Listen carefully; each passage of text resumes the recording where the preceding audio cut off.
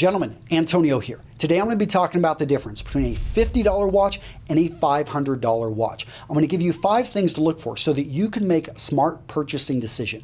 Guys, the reason I'm talking about this is from the range of about $200 to under $1,000. You can get a lot of watch for your money, or sometimes you can buy a watch that you just simply bought a brand and it had a huge markup. Guys, I want to make sure you go out there and you make a smart purchasing decision and you get the most watch for your money. So to start this off, I always say a man is responsible for educating yourself. Go out there and join the forums. Start talking to people that collect watches. Go out there and find information. I've got a lot over at Realman Real Style, and in fact, the support article, I go into it. I've got a chart that breaks out all this information so you can just glance over it.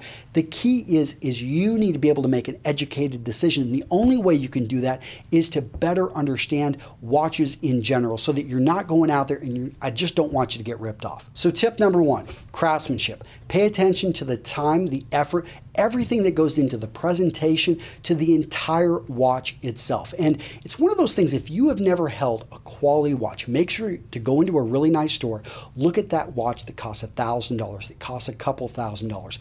Ask to hold it. You're going to see all these details. You're going to start to see what goes into a quality watch. And then instantly, whenever you hold a non-quality watch, you're going to know, hey, you know, this is, I can tell the difference. It's one of those things that you want to feel it, you want to touch it. Now, I've got some samples here from the Melbourne Watch Company. They actually sent me 2 watches, the one I'm wearing and this one right here, the Quartz. The one I'm wearing is called the Carlton. It's a great company. One thing I really noticed was the packaging. So as soon as I got the box, it came in a beautiful package that I know that they spent money on. Then I went and I looked at the band, the overall, the stitching, the quality of the leather, the workmanship of all the pieces, very good. Then I go look at the watch. So I first look at the back end. I see that it's properly sealed. I see they talk about the jewels. So this watch right here is a mechanical watch. I'm going over and I'm looking at all the details from the casing. Instantly, the weight of it, it feels good. Those sound like small details, but put together, they can instantly tell you that this is going to be a watch that's well worth paying $500 for, or this is one you want to pass on. Indicator number 2, quartz versus mechanical. So let's start off with mechanical. Mechanical does not mean it's going to be the highest quality watch. But what that does tell me is that it's got various pieces of mechanisms within it. It's spring driven and it required a lot more effort to build up, especially to work consistently. Right there, if I know if a watch is mechanical, I know the price is going to drive up a bit. Again, this Quartz right here, it's mechanical. It's driven by a spring. Whenever you have motion here, it's got a turner inside of it, which is actually going to wind up the spring, and that's how it has the energy. The other type is going to be quartz. Now, quartz does not mean necessarily it's lower quality. This one right here, the Carlton, uses a quartz. Basically, it's got a battery in there which is powering and basically sending electricity into a quartz crystal, hence why it's called quartz. These are going to be more accurate, but they're not going to require as many basically as many pieces that are going to be moving. The one right here that has the mechanical, that's where the jewels fall in. And jewels are going to be used between metals so that basically you have less wear and tear.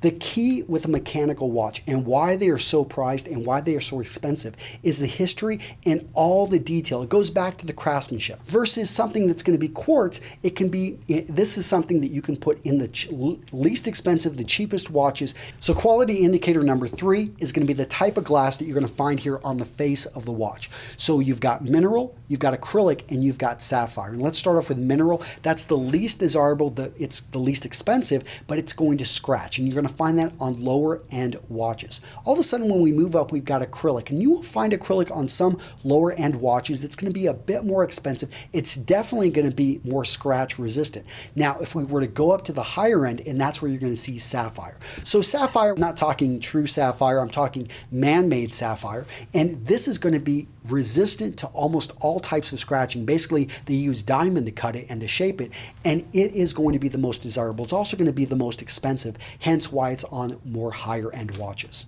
Next, let's talk about complications. And I've talked about this in other videos, but complications are going to be all those other little details. The chronograph, the telling of the month, the telling of the date, the telling of the moon phase. If you've got these in a watch, especially a mechanical watch, that's a great indicator of quality. Oftentimes, you will pay more for those little details.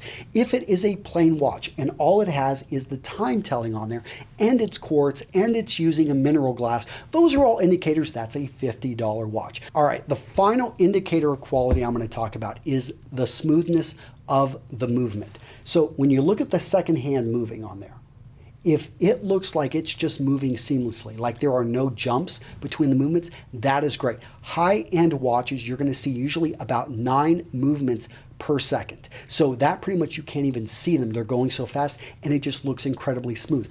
As a watch drops overall in the quality, and all of a sudden it starts going down to 4, maybe 5, maybe 3 per second, which is not bad, is not necessarily a negative indicator, but one thing you want to do is listen. Can you actually hear the second hand? If you can hear the second hand, oftentimes that's perceived as being a bit lower quality. So if you can hear the second hand, if you can clearly see it, just slowly plodding its way along, that is not a good indicator. Higher end watches are going to have very smooth movement. That's it. So if you're in the market for a watch in this price range, definitely go check out the Melbourne Watch Company. I've got 2 of their watches and I am loving them. I've already gotten compliments. I wore this actually out to my StyleCon event and I had a guy that was wearing a Rolex come up and look at my watches. Actually, we took them off and we compared and I got to feel his. And it was funny because here's a guy with a $10,000 watch and I thought the differences were really very small. And that's one thing you're going to notice as you start to go up in quality of watches. It's kind of like the law of diminishing returns. I asked him guess the price and he thought about $1,000. I smiled because they were quite a bit less than that. But again, go check them out. Melbourne Watch Company, good company. And guys, if you want more information, go check out all the watch information we've got at Real Win Real Style. I want you to educate yourself so that you can make the smart purchasing decision, the right decision for you. And you can have a watch that whenever your time's up or whenever you're passing these things on to your kids, they're fighting over it. They're like, oh yeah, I want dad's watch. I mean, that's pretty cool when you've got like an heirloom piece like this. That's it, guys. I'll see you in the next video. Take care.